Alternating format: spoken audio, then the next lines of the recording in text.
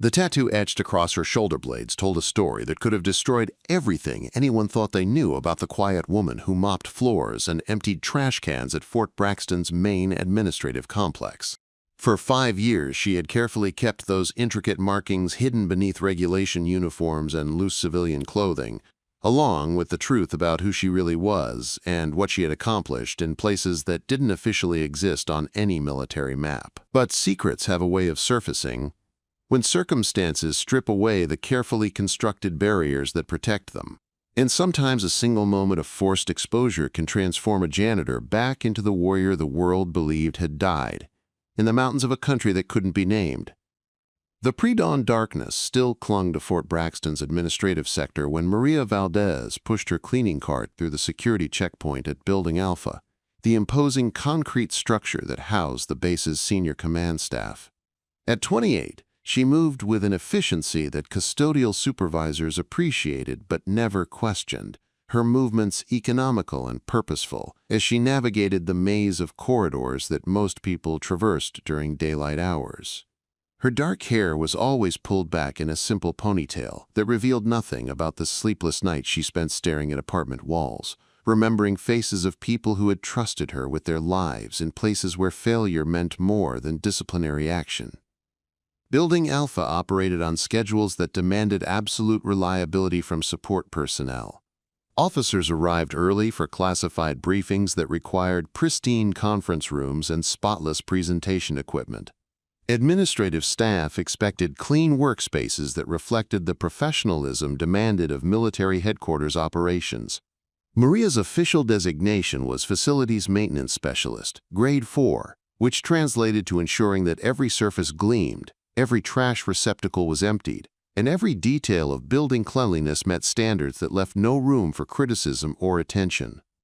Her assigned section covered 3 floors of offices, conference rooms, and classified meeting spaces that required security clearances she officially didn't possess. The irony wasn't lost on her that she cleaned rooms where strategic decisions were made about operations similar to those that had shaped her previous life, but the personnel who worked in those spaces saw only the woman who ensured their environment remained functional and invisible. Maria had become part of the institutional furniture, as unremarkable as the cleaning supplies that hung from hooks on her cart.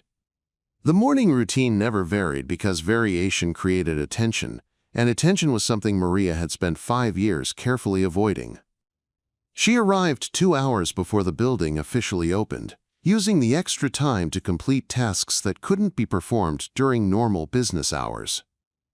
Security protocols required that classified areas be cleaned only when authorized personnel could provide oversight, meaning that Maria's most sensitive assignments occurred under direct supervision that limited her interaction with materials or information that might compromise operational security.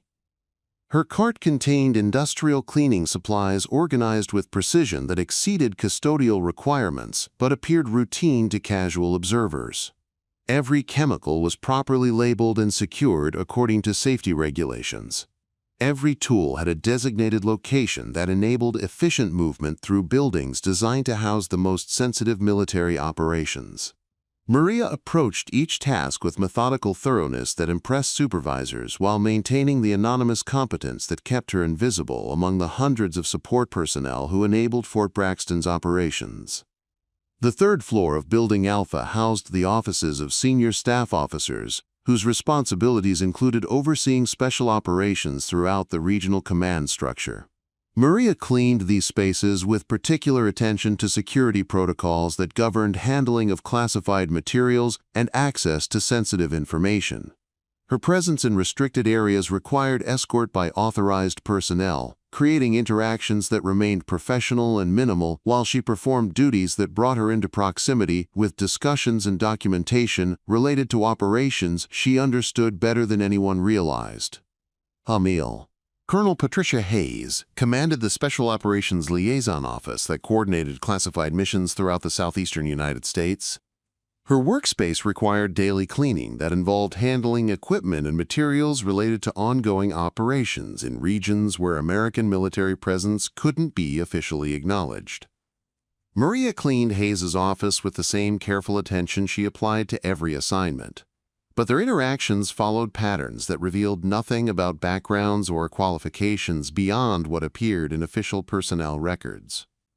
"Morning, Valdez," Hayes would say when she arrived early enough to overlap with cleaning schedules. Her greeting was professionally courteous but reflected the casual acknowledgement typically reserved for competent support staff, whose contributions enabled operations without requiring personal recognition. Maria responded with appropriate respect while maintaining the invisible efficiency that had characterized her service for 5 years. Hayes's office contained maps, communication equipment, and classified documentation related to special operations that officially didn't exist. Maria cleaned around these materials without examining them, but her peripheral awareness included details that would have surprised anyone who understood the significance of what she observed. Her training had included memorization techniques that operated automatically, cataloging information without conscious effort, but she had learned to suppress those capabilities in favor of the deliberate ignorance that her current position required. The conference rooms on the 3rd floor hosted classified briefings that brought together officers from special operations commands throughout the military. Maria's cleaning responsibilities included preparing these spaces before meetings and restoring them afterward, tasks that brought her into contact with materials and equipment related to ongoing operations in regions she had served but couldn't acknowledge. The work required handling sophisticated communication systems and presentation technology that she understood better than the technical support personnel who maintained them.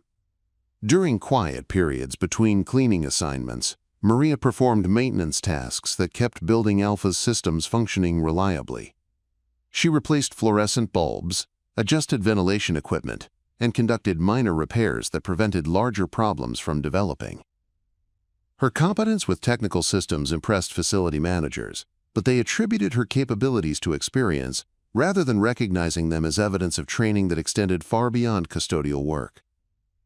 The basement level of Building Alpha contained mechanical systems that supported the building's environmental controls and security infrastructure. Maria's responsibilities included monitoring these systems for irregularities that might indicate equipment failures or security compromises.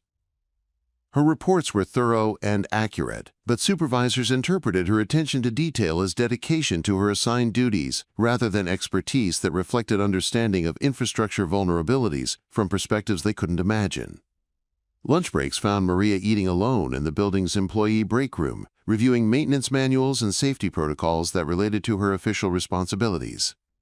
She approached professional development with systematic dedication that custodial supervisors appreciated, but her colleagues interpreted this behavior as evidence of someone who took her job seriously, rather than someone maintaining capabilities developed during assignments that required different kinds of preparation and attention to detail.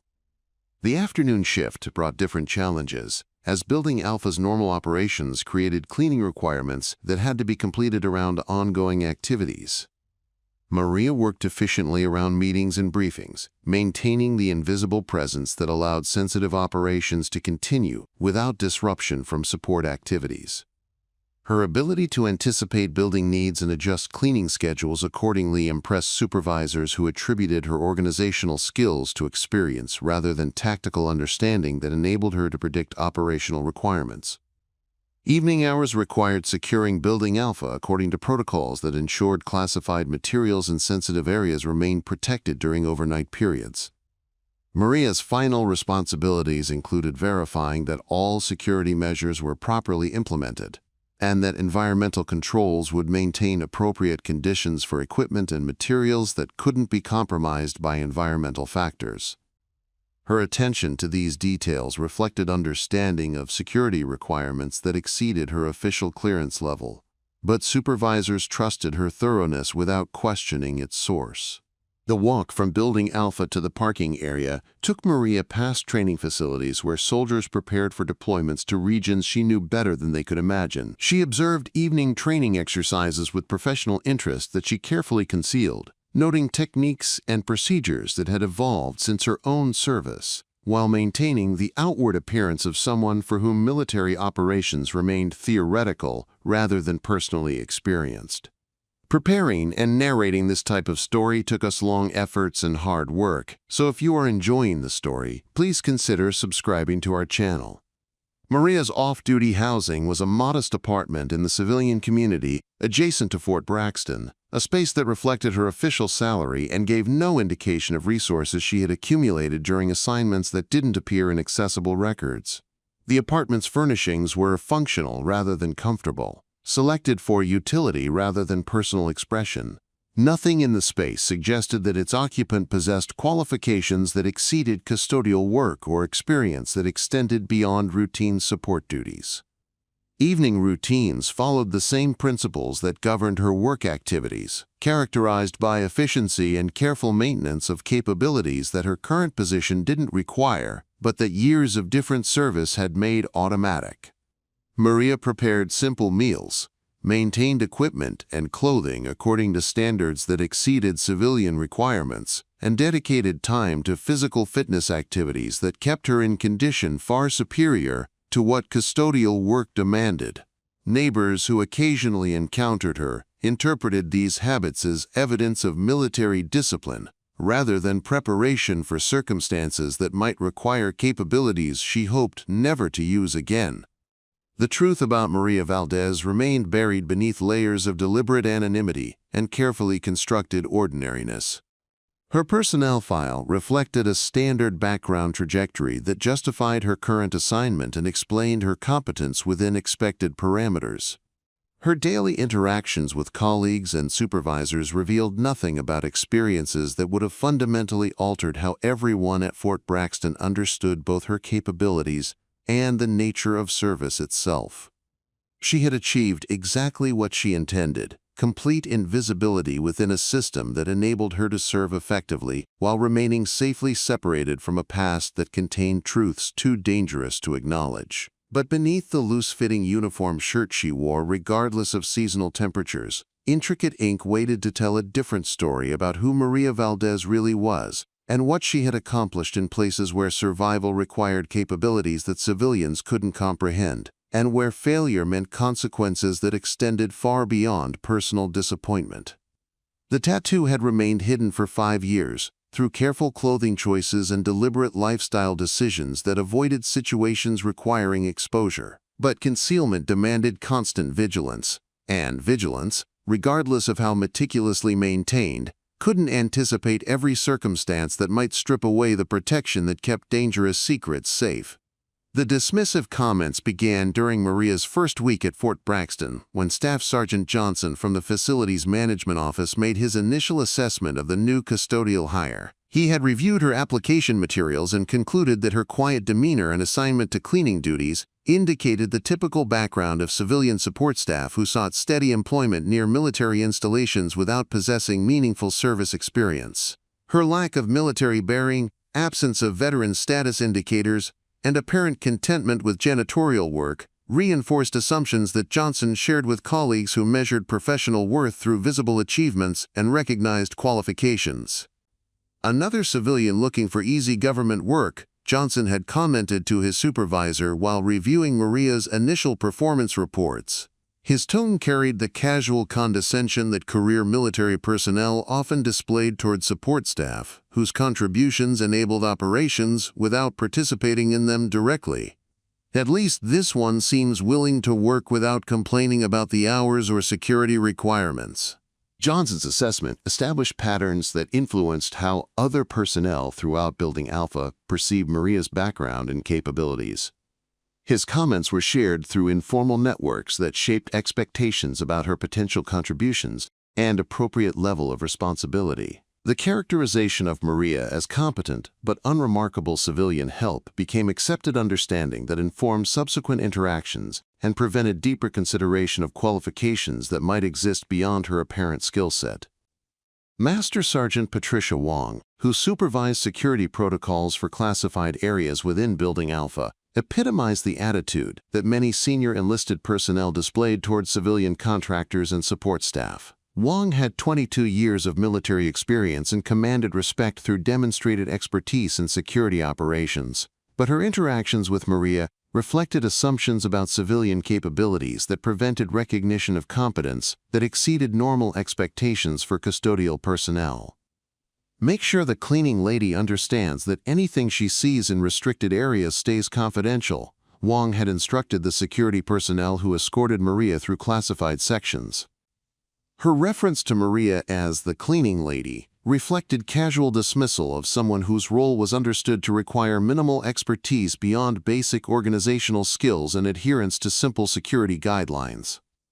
Wong's instructions established protocols that treated Maria as a potential security risk who required constant supervision rather than someone whose discretion could be trusted based on demonstrated reliability.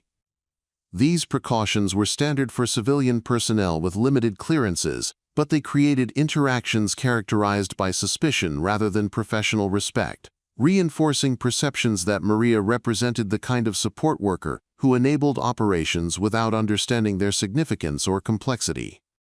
Lieutenant Colonel Marcus Freeman, who commanded the Special Operations Coordination Section housed on Building Alpha's third floor, demonstrated the perspective that many officers maintained toward support personnel whose contributions were essential but invisible. Freeman had extensive experience with classified operations and understood the importance of reliable logistics and facility management, but his interactions with Maria reflected assumptions about the intellectual and professional capabilities required for effective custodial work. "Just keep the floors clean and don't touch anything that looks important," Freeman had said during one of his rare direct communications with Maria, speaking with the tone typically reserved for personnel whose understanding was assumed to be limited to basic instructions. His approach reflected genuine concern for operational security, combined with belief that cleaning staff required simple directives rather than complex explanations about the significance of materials they encountered. Freeman's attitude was shared by other officers who appreciated reliable custodial services while maintaining clear distinctions between operational personnel and support staff.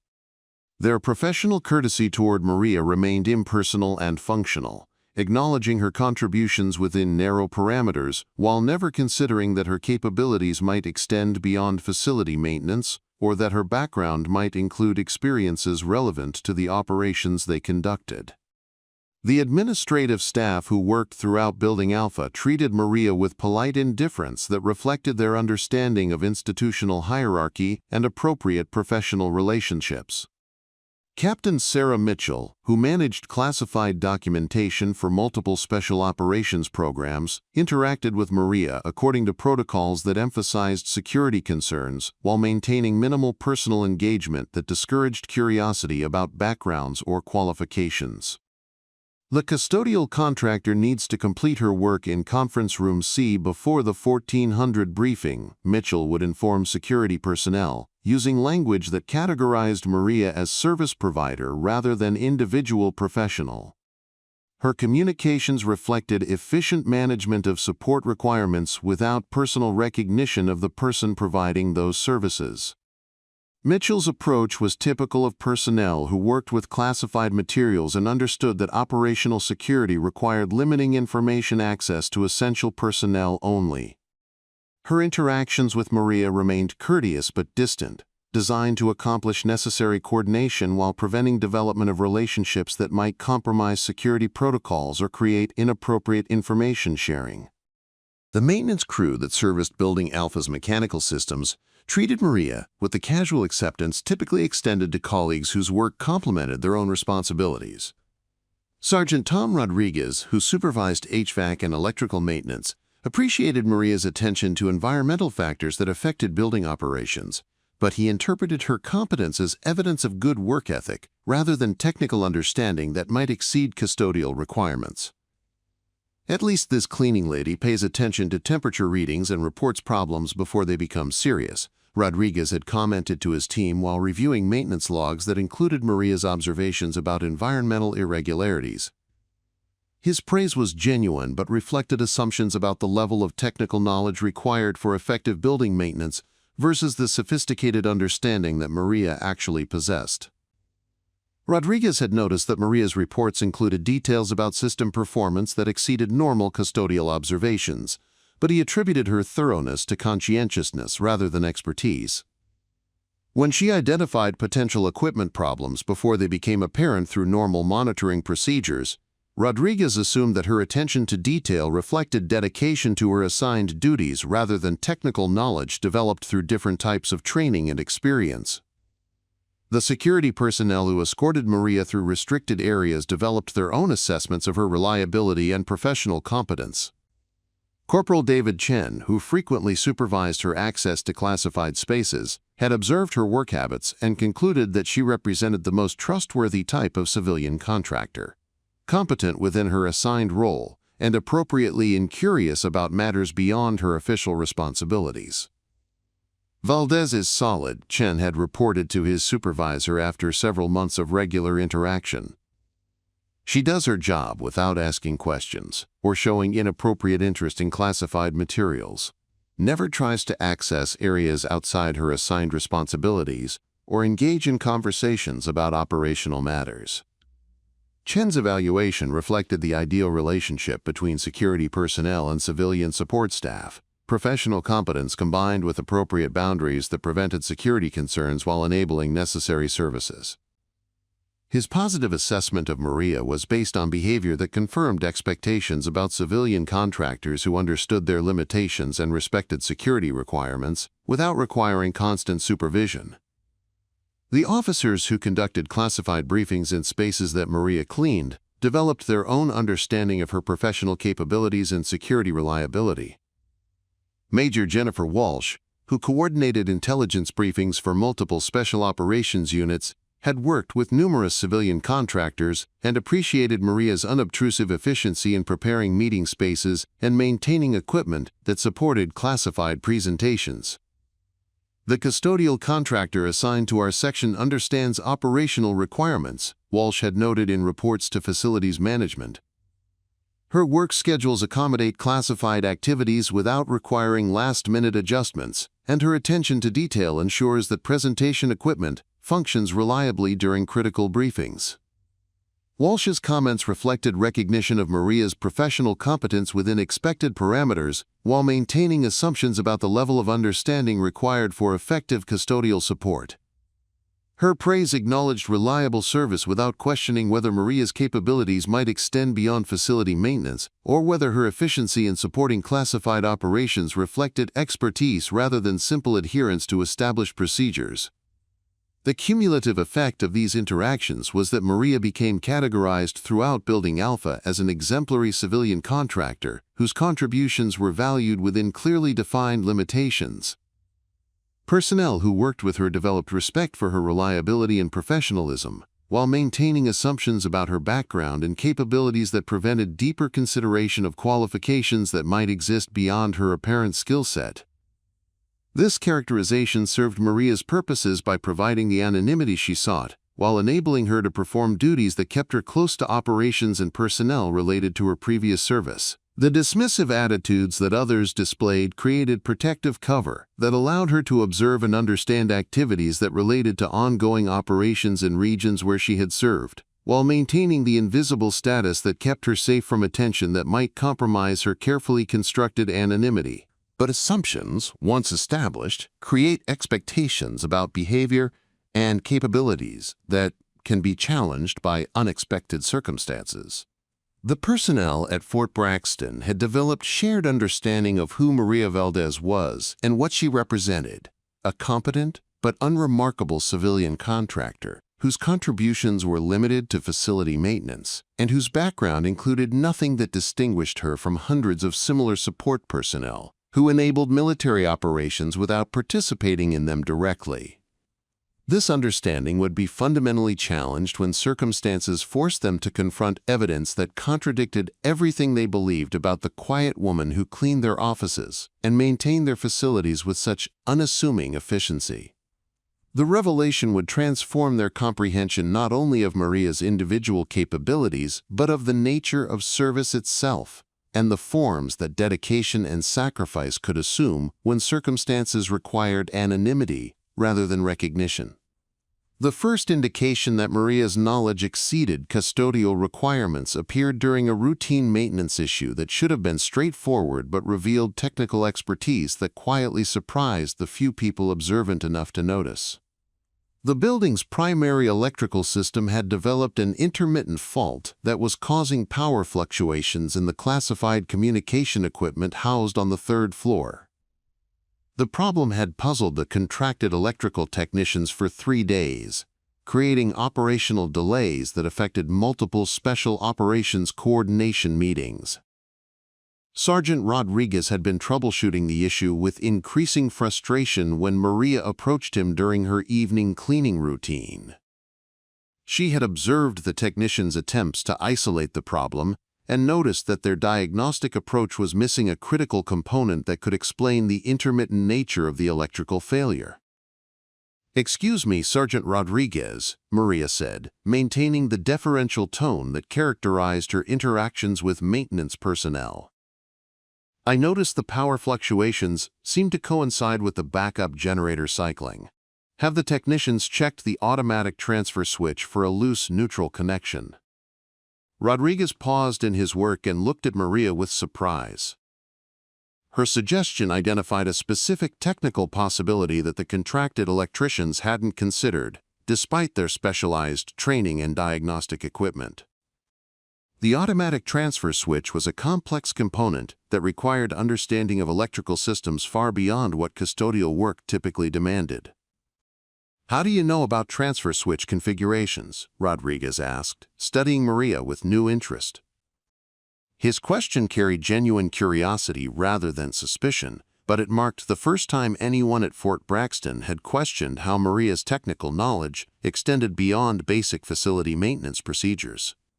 Maria recognized that her suggestion had revealed expertise that exceeded her official qualifications, creating exactly the kind of attention she had spent 5 years avoiding. Her response needed to deflect curiosity while providing sufficient explanation to satisfy Rodriguez's immediate question without raising additional concerns about her background. "I've had to deal with electrical problems in previous maintenance jobs," Maria replied, returning her attention to the cleaning cart she had been organizing. "Generators and transfer switches cause similar issues in most commercial buildings." Rodriguez accepted her explanation but remained thoughtful about the interaction.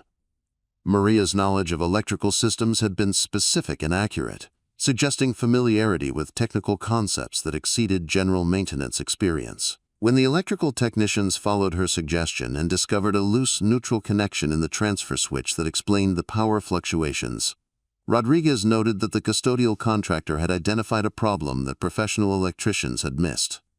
The second incident occurred 2 weeks later during an emergency situation that required coordination between multiple agencies responding to a security alert at a neighboring military installation. Building Alpha had been designated as the coordination center for the response, requiring rapid setup of communication systems and secure data links that would enable real-time coordination between various command structures. Major Walsh had been struggling with communication equipment that wasn't interfacing properly with secure networks when Maria noticed the problem while cleaning the conference room being prepared for the emergency coordination meeting. The communication systems were displaying error messages that indicated authentication failures, preventing the secure connections required for classified coordination activities. "Ma'am, I think the issue might be with the encryption key synchronization," Maria said quietly, observing the error messages displayed on multiple monitors throughout the conference room. The timestamps on the authentication attempts are showing a several-second delay that suggests the key rotation timing is misaligned between systems. Major Walsh stared at Maria with confusion and growing interest. The technical explanation Maria had provided identified a specific networking issue that required understanding of encrypted communication protocols used in classified military systems. Such knowledge was typically possessed only by personnel with specialized training in secure communications and appropriate clearance levels for handling classified networking equipment. "How do you know about encryption key synchronization?" Walsh asked, her voice carrying a mixture of surprise and professional concern. The question reflected both appreciation for accurate technical assistance and worry about security implications of a civilian contractor displaying knowledge of classified communication systems. Maria realized that her second display of unexpected technical expertise had created more serious attention than her previous electrical knowledge had generated. Her understanding of secure communications exceeded anything that could be explained through general maintenance experience, and Walsh's question indicated that security concerns were now added to curiosity about her background. "I've had to troubleshoot network connectivity issues before," Maria replied, but her explanation sounded insufficient even to herself. The specificity of her knowledge about encrypted military communications couldn't be adequately explained through civilian network experience, and she recognized that Walsh's suspicions had been activated by capabilities that exceeded normal expectations. Walsh resolved the communication problem using Maria's suggestion about key synchronization timing, but she made mental notes about the interaction that would later become significant when other incidents raised additional questions about the custodial contractor's qualifications. The emergency coordination meeting proceeded successfully with secure communications functioning properly, but Walsh remained curious about how Maria had acquired technical knowledge that exceeded her apparent background. The most revealing incident occurred during a classified briefing that required Maria to clean the conference room while authorized personnel maintained security oversight. Colonel Hayes was conducting a presentation about special operations activities in Central Asia when the projection system malfunctioned, displaying distorted images that made the briefing materials impossible to read. The technical support personnel who had been called to resolve the projection problem were having difficulty identifying the source of the display issues. They had checked connections, replaced cables, and adjusted settings without success while the briefing participants waited with increasing impatience for the equipment to be restored to working condition. Maria had been cleaning around the technical equipment when she noticed that the projection distortion followed patterns that suggested interference from nearby electronic devices rather than equipment malfunction. She observed the technical support efforts for several minutes before approaching Colonel Hayes with information that could resolve the problem. "Ma'am, I believe the projection distortion is being caused by electromagnetic interference from the secure communication equipment in the adjacent room," Maria said, speaking quietly to avoid disrupting the troubleshooting efforts. "The interference pattern matches what happens when encrypted radios operate on frequencies that create harmonic distortion in video systems."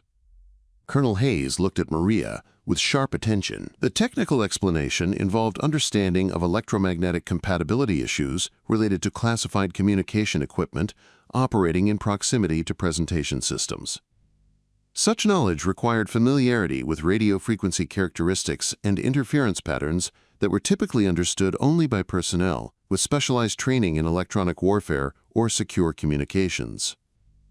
"How do you know about electromagnetic interference patterns in classified systems?" Hayes asked, her question carrying official concern rather than casual curiosity. The inquiry reflected recognition that Maria's knowledge involved classified technical information that exceeded her clearance level and raised serious questions about her background and access to sensitive information.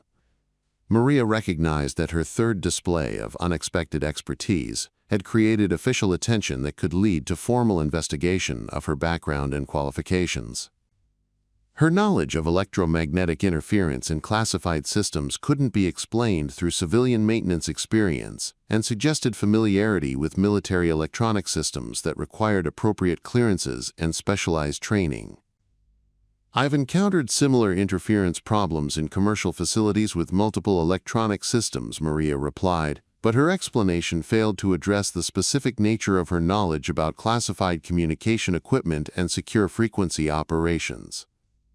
Hayes directed the technical support personnel to check for electromagnetic interference from adjacent communication systems, and they discovered that encrypted radio equipment was indeed generating harmonic distortion that affected the projection display. The briefing resumed successfully with the interference eliminated, but Hayes made formal notes about Maria's technical knowledge that would initiate security review procedures. The accumulating incidents created informal discussions among Building Alpha personnel who had observed Maria's unexpected competence in technical situations that exceeded custodial requirements. Master Sergeant Wong, who supervised security protocols, began paying closer attention to Maria's behavior and capabilities during her access to restricted areas. "The civilian contractor has demonstrated technical knowledge that exceeds normal custodial qualifications," Wong noted in security reports that documented her observations. Her understanding of electrical systems, secure communications, and electromagnetic compatibility suggests background or training that isn't reflected in her personnel file. Wong's observations were shared with Colonel Hayes, who had become increasingly curious about Maria's qualifications following her accurate assessment of the projection system interference. Their informal discussions created the beginning of official attention to discrepancies between Maria's apparent background and her demonstrated capabilities. Lieutenant Colonel Freeman, who had initially dismissed Maria as typical civilian support staff, began reconsidering his assessment after other personnel reported her technical competence in situations that required specialized knowledge. Her ability to identify problems that professional technicians had missed suggested expertise that couldn't be explained through general maintenance experience. "Perhaps we've underestimated the custodial contractor's qualifications," Freeman mentioned during a staff meeting that included discussion of the recent technical problems and their resolution.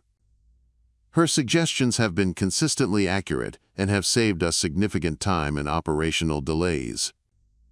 The comment reflected growing recognition among Building Alpha leadership that Maria possessed capabilities that exceeded their initial assumptions about her background and training. Their observations were creating informal interest in understanding how a civilian custodial contractor had acquired technical knowledge that matched or exceeded that of military specialists in related fields. These accumulating hints created a pattern that suggested Maria's background included experiences that weren't reflected in her current assignment or apparent qualifications. The personnel who worked most closely with her began developing unofficial respect for expertise that they couldn't fully explain, while maintaining assumptions that her capabilities were somehow within the normal range of civilian contractor qualifications. The truth remained hidden beneath Maria's carefully maintained anonymity. But cracks were beginning to appear in the facade that had kept her secrets safe for 5 years. Her technical knowledge had been observed by personnel whose responsibilities included security oversight and operational effectiveness, creating a tension that would eventually lead to formal questions about qualifications that exceeded normal expectations for custodial support staff. The August heat had transformed Building Alpha into a suffocating maze of concrete and steel, with the aging air conditioning system struggling against the oppressive Georgia humidity that seemed to penetrate every corner of the massive structure. The environmental controls that normally maintained precise temperature and humidity levels for sensitive equipment had been overwhelmed by 3 consecutive days of temperatures exceeding 100 degrees, creating conditions that threatened both personnel comfort and operational equipment functionality. Maria had been working since 4 a.m. to complete emergency maintenance procedures required to protect classified communication systems and sensitive electronic equipment from heat damage. The work involved moving heavy cleaning equipment through poorly ventilated corridors, conducting intensive deep cleaning procedures in rooms where temperatures had reached dangerous levels, and maintaining the exhausting pace necessary to complete critical facility protection before the day's operational activities began. By noon, the temperature inside Building Alpha had reached 98 degrees despite the air conditioning system running at maximum capacity. Maria's standard long-sleeved uniform shirt had become completely saturated with perspiration, and the additional layer of clothing that she habitually wore regardless of weather conditions had become a serious impediment to her ability to work effectively in the dangerous heat conditions. The crisis deepened when a power fluctuation caused by the overloaded electrical system triggered emergency protocols that required immediate verification of all classified equipment status throughout the building. Maria's responsibilities included checking environmental monitors in restricted areas to ensure that sensitive systems remained within acceptable operating parameters. Work that required rapid movement through the hottest sections of the building while carrying heavy equipment and maintaining the precision necessary to avoid compromising security protocols. Sergeant First Class Rebecca Torres from the Communications Security Section had arrived to coordinate the emergency equipment verification when she encountered Maria in the third-floor corridor, struggling to maintain her usual efficiency while obviously suffering from the extreme heat conditions. Torres commanded a team responsible for maintaining the classified communication systems that Building Alpha housed, and she had developed professional respect for Maria's reliability and attention to detail over the course of numerous interactions. "Valdez, you're going to collapse from heat exhaustion working in this temperature wearing winter clothes," Torres observed as Maria lifted another piece of heavy cleaning equipment onto her cart. "Why don't you lose the long sleeves before you end up in the hospital? Nobody's going to complain about adapting to working conditions that are threatening everyone's safety." Maria continued her work without responding immediately, but the physical demands of emergency maintenance in extreme heat were becoming unsustainable. The facility's emergency ventilation fans had been activated, but they provided minimal relief against temperatures that exceeded the building's design specifications. Several other personnel working in the building had already modified their uniforms to cope with conditions that threatened heat-related medical emergencies. Major Jennifer Walsh, who was coordinating the emergency response to protect classified systems from heat damage, noticed that Maria was maintaining her usual work pace, despite conditions that had forced other personnel to take frequent breaks and modify their clothing for safety reasons. Walsh had worked with logistics personnel throughout her career and recognized that Maria's sustained performance under dangerous conditions suggested physical conditioning and heat tolerance that exceeded normal expectations for civilian contractors. "Seriously, Valdez, nobody expects you to work yourself into heat stroke," Walsh commented, as she observed Maria's methodical progress through her emergency maintenance checklist. "Take off that long-sleeved shirt before you become a medical emergency. The building's climate control system wasn't designed for this kind of extreme weather." The decision came when Maria realized that continuing to work in the oppressive heat while maintaining her usual efficiency would likely result in errors that could compromise equipment protection or security protocols. The long-sleeved shirt that had concealed her secrets for 5 years was becoming a liability that threatened her ability to perform critical duties effectively and safely. Without ceremony or explanation, Maria unbuttoned the long-sleeved uniform shirt and removed it, revealing the regulation green t-shirt underneath. For the first time since arriving at Fort Braxton, the intricate tattoo that covered most of her back was visible to other personnel. The design was immediately recognizable as military in nature, but unlike anything that Torres or Walsh had encountered in their combined 18 years of service. The tattoo depicted a detailed phoenix rising from flames, its wings spread across Maria's shoulder blades in elaborate black and gray artwork that suggested professional military tattooing. But it was the text incorporated into the design that caused both women to stop their emergency activities and stare in confusion and growing concern. Beneath the phoenix, in precise military lettering, were the words "Operation Ghostwind," followed by coordinates that meant nothing to casual observers but carried specific significance for anyone familiar with classified mission designations. Above the phoenix's head, a date was inscribed, March 15, 2019, never forgotten, surrounded by symbols that appeared to represent fallen teammates or completed objectives. "What operation is Ghostwind?" Torres asked, her voice carrying a mixture of curiosity and professional concern.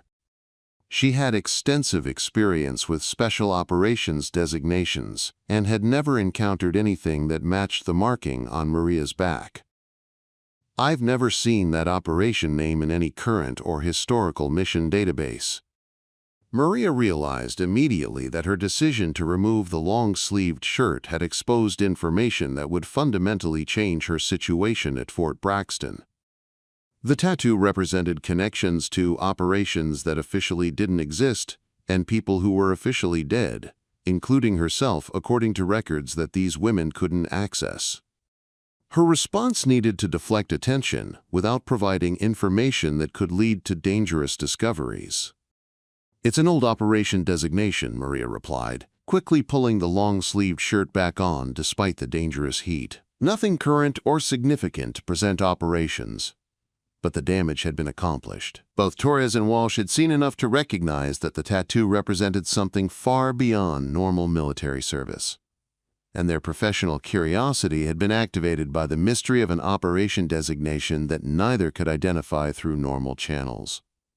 Torres immediately pulled out her secure communication device and began searching military databases for references to Operation Ghostwind, while Walsh examined her memory of special operations designations that she had encountered during her intelligence coordination duties. Neither search produced immediate results, but their attempts to identify the operation created the first formal investigation into Maria's background since her assignment to Fort Braxton. The coordinates under the operation name, Walsh observed, studying the information she had been able to observe before Maria concealed the tattoo again. They don't correspond to any known military installation or training area in the United States. These coordinates appear to be in the mountains of eastern Afghanistan, in a region that's been contested territory for years. The geographic reference created additional questions about Maria's background that couldn't be answered through normal personnel records. Fort Braxton had never hosted personnel with documented deployment experience to the regions indicated by the coordinates, and Maria's assignment to custodial work didn't suggest the kind of specialized training that would be associated with operations in those dangerous areas. Torres had developed a habit of documenting interesting military tattoos she encountered throughout her career, and she discreetly used her communication device to capture images of what she had observed before Maria covered the tattoo. The photographs would prove crucial in subsequent investigations because they preserved details that might be forgotten or misremembered during later discussions about the discovery. The revelation spread through informal networks as Torres and Walsh shared their observations with colleagues who might have information about unusual operation designations or classified activities. Within hours, multiple personnel at Fort Braxton were aware that Maria possessed a tattoo indicating association with a military operation that didn't appear in any accessible records or databases. WIA peruses. Master Sergeant Wong, who supervised security protocols for Building Alpha, received reports about the tattoo discovery through official channels when Torres included the information in her daily security summary. Wong had supervised Maria's access to restricted areas for 5 years, without observing anything that suggested connections to specialized or classified operations, making the tattoo revelation particularly surprising and concerning from a security perspective. Valdez, I need to discuss the operation designation on your tattoo, Wong said during a private conversation in her office later that day. Operation Ghostwind doesn't appear in any personnel records I can access, and the coordinates suggest activities in regions that aren't associated with normal military assignments. Can you provide clarification about your previous service and qualifications? Maria's response was carefully measured to provide minimal information while satisfying immediate security concerns. She confirmed that Operation Ghostwind represented a previous assignment that had been classified for operational security reasons, but declined to provide details that weren't available through normal personnel channels. Her explanation satisfied immediate procedural requirements while creating additional questions about the nature of her classified experience and its relationship to her current assignment. Preparing and narrating this type of story took us long efforts and hard work, so if you are enjoying the story, please consider subscribing to our channel. Colonel Hayes, who commanded the Special Operations Liaison Office and had previously observed Maria's unexpected technical knowledge, received Wong's security report with significant interest. Hayes had been developing informal concerns about Maria's qualifications following several incidents where she had demonstrated expertise that exceeded custodial requirements, making the tattoo discovery a crucial piece of evidence in understanding the custodial contractor's true background.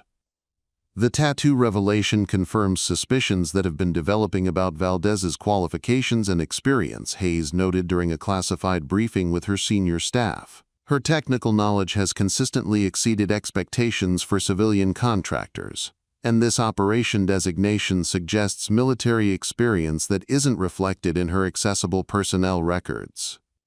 Hayes authorized preliminary investigation procedures designed to determine whether Maria's background included classified assignments that might explain her unexpected capabilities and knowledge.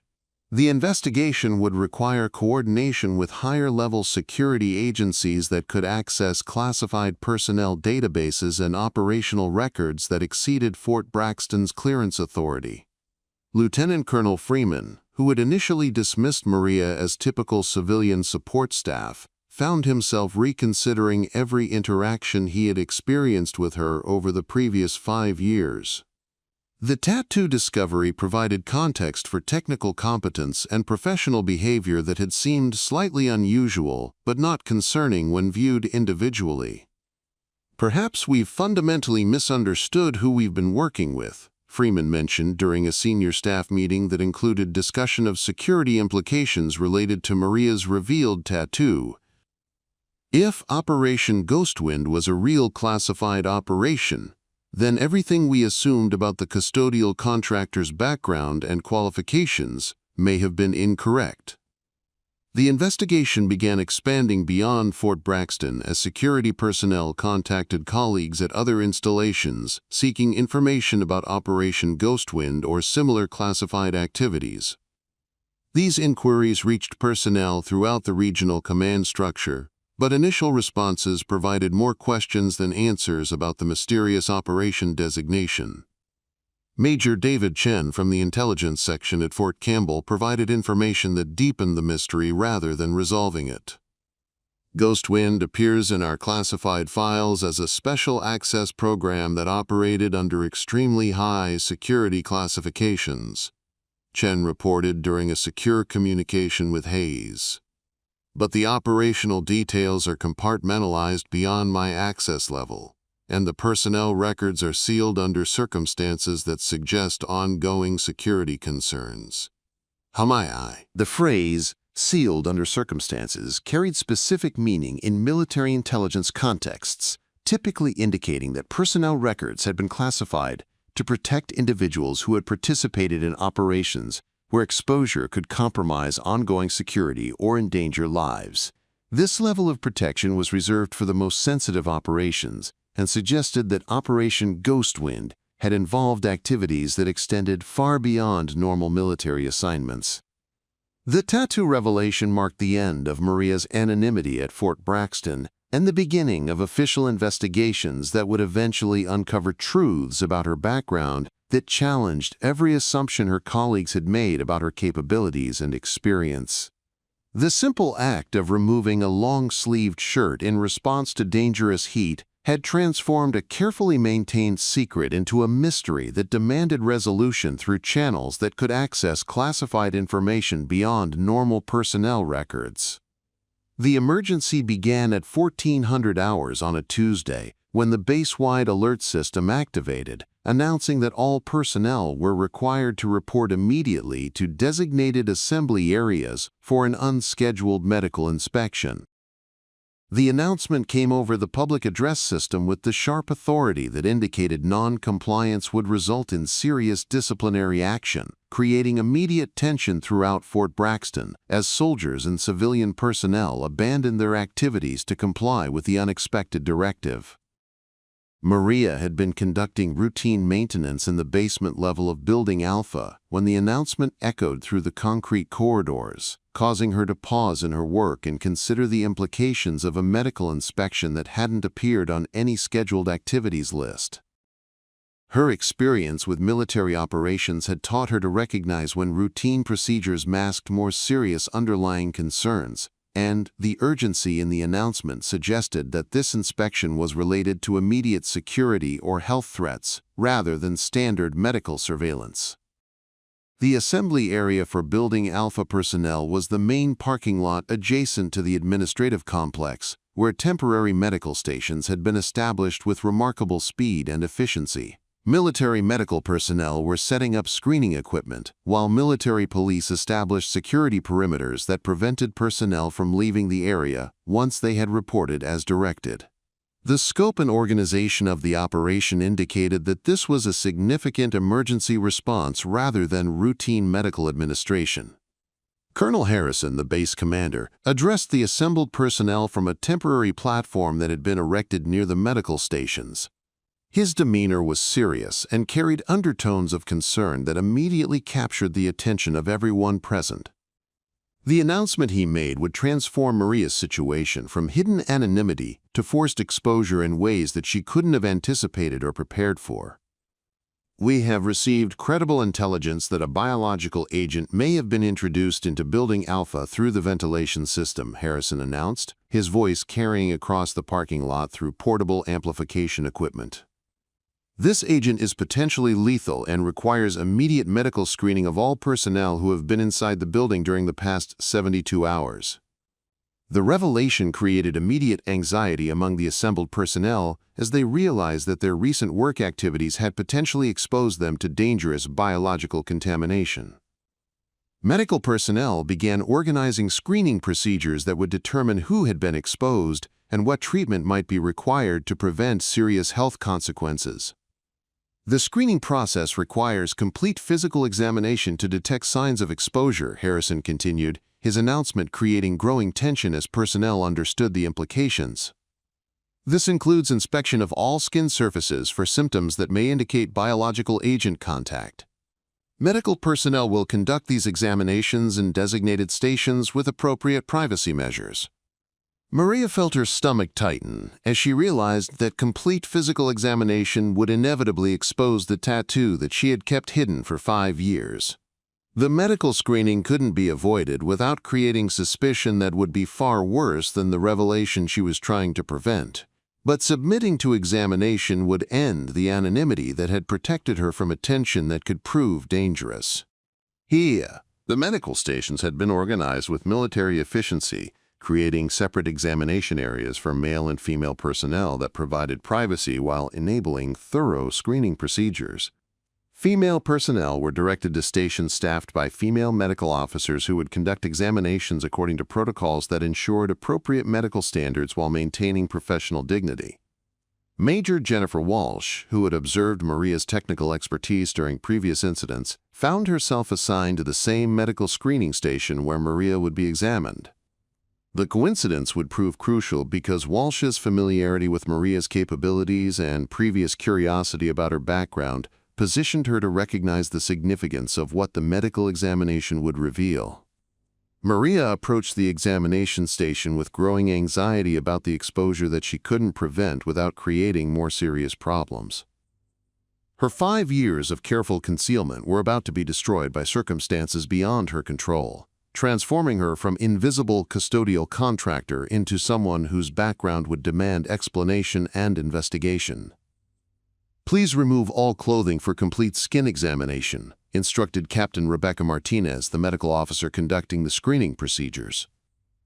Her tone was professional and matter-of-fact, treating the requirement as routine medical necessity rather than recognizing the personal crisis it represented for Maria. Maria began removing her outer clothing with deliberate slowness, hoping to delay the moment of revelation while understanding that postponement would only create additional attention. She removed her long-sleeved uniform shirt, then her undershirt, exposing her back to medical examination for the first time since arriving at Fort Braxton. The reaction was immediate and dramatic. Captain Martinez stopped her examination procedures and stared at Maria's back with obvious shock, while Major Walsh, who was observing the screening process, stepped closer to examine the intricate tattoo that covered most of Maria's shoulder blades and upper back. The tattoo was far more elaborate than what Torres and Walsh had glimpsed during the heat emergency. The Phoenix design extended from Maria's shoulders to her lower back, incorporating detailed imagery that included military symbols, dates, and text that immediately identified it as related to classified military operations. But the most shocking element was a series of names inscribed along the Phoenix's wings, 11 names with dates of death that indicated fallen teammates. "My God," Major Walsh whispered, reading the names and dates that were clearly visible across Maria's back. "These are memorial tattoos for fallen soldiers. This isn't just an operation designation. This is a monument to people who died." Captain Martinez had recovered from her initial surprise and was examining the tattoo with medical thoroughness, documenting the details that would be included in her examination report. Her training required that she note all significant markings observed during medical screening, but she recognized that this tattoo represented something far beyond typical military body art. The level of detail and professional artistry suggests this tattoo was created by military tattoo artists who specialize in memorial work, Martinez observed, studying the intricate design elements. This type of commemorative tattoo is typically reserved for personnel who served with special operations units and survived operations where teammates were killed in action. Major Walsh was reading the text incorporated into the tattoo design, including operation designations and coordinates that she recognized as related to classified activities. Her previous curiosity about Maria's background had been transformed into certainty that the custodial contractor possessed military experience that far exceeded anything reflected in her official personnel file. Operation Ghostwind, Operation Desert Phantom, Operation Mountain Shadow, Walsh read aloud, identifying multiple classified operation names incorporated into the tattoo design. These aren't single mission designations. This represents participation in multiple special operations over an extended period of service. The examination had attracted attention from other medical personnel who recognized the significance of what had been revealed. Word of the discovery spread quickly through the medical screening stations as personnel shared information about the custodial contractor whose tattoo indicated extensive special operations experience that had never been officially acknowledged or documented. Colonel Hayes, who commanded the Special Operations Liaison Office and had been coordinating with medical personnel to ensure that screening procedures didn't compromise classified information, received immediate notification about Maria's tattoo revelation. Hayes recognized several of the operation names incorporated into the tattoo design as related to classified activities that she had been involved in coordinating during her previous assignments. "Bring her to the secure conference room immediately after medical screening is completed," Hayes instructed Major Walsh. "This revelation requires immediate debriefing and security assessment." The operation designations on her tattoo are related to classified activities that officially don't exist, and her knowledge of these operations represents a serious security concern that needs immediate attention. The medical screening continued, with Maria standing silently while personnel documented the extensive tattoo and discussed its implications for her background and qualifications. She recognized that her 5 years of anonymity had ended permanently, and that the revelation would lead to investigations that could expose truths she had hoped to keep hidden indefinitely. The names inscribed on the tattoo appear to be those of fallen soldiers, Captain Martinez noted in her medical report. The dates range from 2018 to 2021, suggesting that the subject participated in multiple operations during that period and survived circumstances that resulted in significant casualties among her unit members. Major Walsh was coordinating with security personnel to ensure that Maria's revelation was properly documented and reported through appropriate channels. The discovery had transformed routine medical screening into a significant security incident that required handling by personnel with appropriate clearances and authority to investigate classified operations. The subject will require immediate security debriefing and background verification, Walsh informed Colonel Hayes during a secure communication from the medical screening area. The tattoo evidence suggests extensive special operations experience that may explain previous observations about her technical knowledge and professional capabilities. Master Sergeant Wong, who supervised security protocols and had previously noted discrepancies in Maria's apparent qualifications, arrived at the medical screening area to coordinate Maria's transfer to secure facilities, where appropriate debriefing procedures could be conducted. Wong recognized that the tattoo revelation represented vindication of security concerns that had been developing over several months. The tattoo provides context for behavioral observations that have been noted over the past year, Wong reported to Colonel Hayes. The subject's technical knowledge, professional competence, and security awareness now make sense when viewed as evidence of special operations background, rather than civilian contractor experience. Lieutenant Colonel Freeman, who had initially dismissed Maria as typical support staff, found himself confronting the reality that his assumptions about her background had been fundamentally incorrect.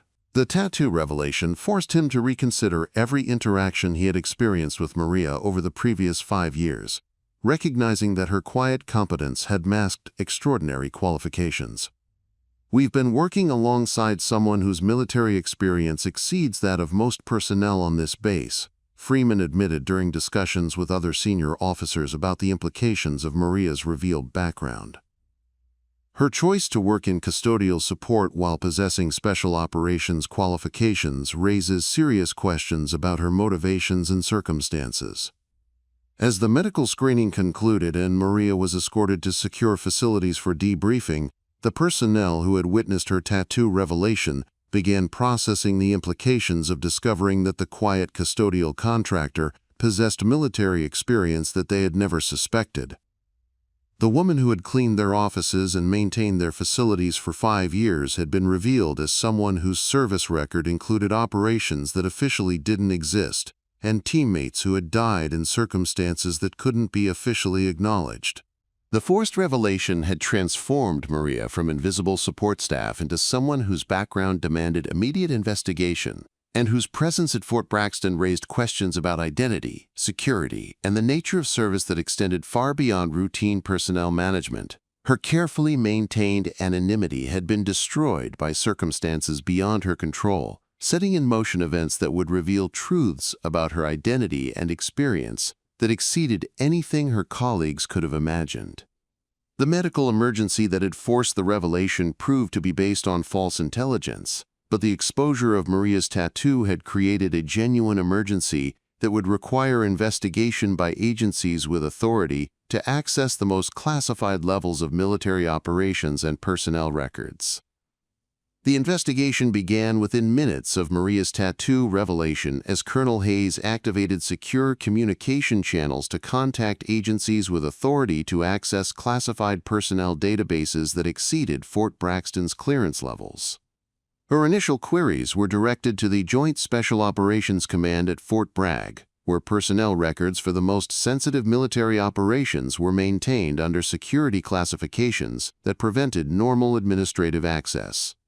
The response came faster than Hayes had anticipated, arriving through encrypted channels that indicated the inquiry had triggered automated alerts within classified personnel systems. The message was brief, but carried implications that immediately elevated Maria's case from routine security concern to matter, requiring immediate attention from agencies that specialized in personnel recovery from classified operations.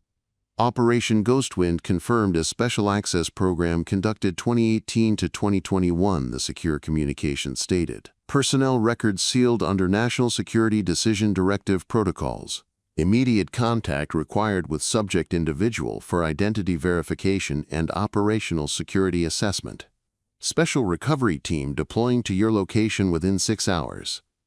Hayes recognized that the reference to National Security Decision Directive protocols indicated that Maria's case involved classifications that exceeded normal military security levels and extended into areas that required coordination with intelligence agencies and national security organizations. The deployment of a special recovery team suggested that Maria's survival and presence at Fort Braxton had implications that extended far beyond routine personnel management. Master Sergeant Wong, who had supervised Maria's security clearances and facility access for 5 years, found herself reviewing every interaction and security report related to the custodial contractor whose background had been completely misunderstood. Wong's security files contained observations about Maria's technical knowledge and professional competence, but these notes had been interpreted as evidence of good work ethic rather than indicators of specialized training. Subject demonstrated consistent technical expertise that exceeded custodial qualifications, Wong noted in her retrospective security assessment. Observations included advanced knowledge of electrical systems, secure communications protocols, and electromagnetic compatibility issues related to classified equipment. These capabilities should have triggered background investigation, but were attributed to civilian contractor experience. Wong's security review revealed patterns of behavior that, when viewed collectively, provided clear evidence that Maria possessed qualifications far beyond those reflected in her official personnel file. Her ability to identify technical problems that professional specialists had missed, combined with her systematic approach to facility security and maintenance, indicated training that was inconsistent with civilian contractor background. Lieutenant Colonel Freeman, who had initially dismissed Maria as unremarkable support staff, was conducting his own review of interactions and observations that took on new significance when viewed through the lens of her revealed special operations background. Freeman's recollections included numerous instances where Maria had demonstrated knowledge or capabilities that had seemed slightly unusual but not concerning at the time. The subject consistently displayed situational awareness and security consciousness that exceeded normal civilian contractor behavior, Freeman documented in his retrospective assessment. Her approach to facility access, equipment handling, and interaction with classified materials reflected training and experience that should have been recognized as inconsistent with her apparent background. Freeman's analysis revealed that Maria's behavior had included subtle indicators of military training that had been overlooked because they appeared within the context of competent custodial work. Her systematic approach to security protocols, her efficiency in restricted areas, and her professional interaction with classified equipment had been interpreted as evidence of good work habits rather than specialized training. Major Walsh, who had witnessed Maria's tattoo revelation during the medical screening, was coordinating with intelligence personnel to document the extensive memorial tattoo and its implications for understanding Maria's military service. Walsh's initial photographs and observations were being analyzed by specialists who could interpret the significance of the operation designations and memorial elements incorporated into the tattoo design. The tattoo represents a comprehensive memorial to multiple special operations conducted over a 3-year period, Walsh reported to the investigation team. The level of detail and symbolic complexity suggests that the subject participated in operations that resulted in significant casualties and that her survival represented exceptional circumstances. Walsh's analysis of the tattoo revealed that the memorial elements included not only the names of fallen teammates, but also operational details that indicated Maria had served in leadership positions during multiple classified missions. The phoenix imagery and associated symbolism suggested that her survival had been viewed as remarkable by those who had created the memorial tattoo. Captain Martinez, who had conducted the medical examination that revealed Maria's tattoo, was providing detailed documentation about the physical evidence that had been observed during the screening process. Martinez's medical training enabled her to interpret aspects of the tattoo that provided information about the circumstances of its creation and the significance of its various elements. The tattoo shows evidence of professional military tattoo artistry consistent with memorial work performed for special operations personnel, Martinez documented in her medical report. The healing patterns and ink quality suggest that the tattoo was created in multiple sessions over an extended period, indicating that memorial elements were added as operations were completed and casualties occurred. Martinez's medical assessment revealed that the tattoo included elements that had been added at different times, suggesting that Maria had survived multiple operations where teammates had been killed and that the memorial had been expanded to commemorate each loss. The physical evidence supported theories that she had participated in extended special operations deployments where casualty rates had been exceptionally high. Sergeant First Class Torres, whose initial observation of Maria's tattoo during the heat emergency had triggered security interest, was reviewing her documentation and photographs from that incident. Torres's images had captured only partial views of the tattoo, but they provided crucial evidence about when and how Maria's background had first become visible to other personnel. Initial tattoo observation occurred during emergency maintenance procedures when subject removed outer clothing due to extreme heat conditions, Torres reported in her supplementary security documentation. Subject immediately concealed tattoo when questioned about operation designation, indicating awareness that revelation would compromise her anonymity. Torres's account revealed that Maria had recognized the security implications of her tattoo exposure and had attempted to minimize attention by providing deflective explanations about her background. The incident demonstrated that Maria had been actively maintaining concealment of her true identity and qualifications throughout her assignment to Fort Braxton. The investigation expanded beyond Fort Braxton as security agencies contacted personnel at other installations seeking information about Operation Ghostwind and related classified activities. These inquiries reached intelligence networks throughout the military establishment, producing responses that confirmed the operation's existence while revealing that accessing complete information required clearances that exceeded normal military authority. Colonel Patricia Stone from the Joint Special Operations Command arrived at Fort Braxton within 4 hours of the initial inquiry, accompanied by Dr. Sarah Chen, a psychologist who specialized in personnel recovery from classified operations. Stone's immediate presence indicated that Maria's case had been prioritized at the highest levels of Special Operations Command, and that her survival represented circumstances that required specialized handling. Operation Ghostwind was a joint task force that conducted deep reconnaissance and direct action missions in denied areas of Central Asia, Stone explained to the Fort Braxton senior staff during a classified briefing. The unit operated under Special Access Program authorization and conducted missions that couldn't be officially acknowledged due to diplomatic and operational security requirements.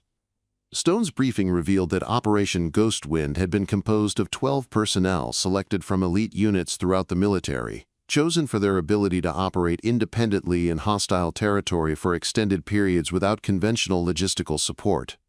The operations had required capabilities that extended beyond normal special operations training, including cultural integration skills and technical expertise that enabled extended infiltration of enemy-controlled regions.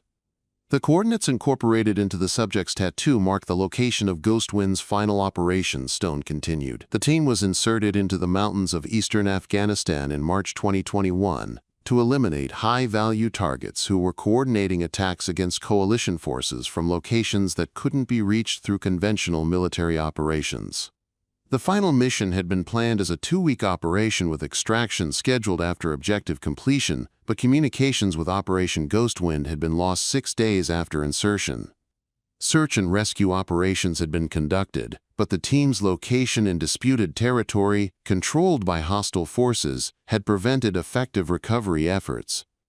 After 4 months without contact, Operation Ghostwind was declared killed in action, Stone explained. Memorial services were held for family members, and the operation was classified to protect ongoing activities in the region. Official records show no survivors from the final mission. Dr. Chen provided additional context about the psychological factors that might explain Maria's current situation and her choice to remain anonymous rather than reporting her survival to military authorities.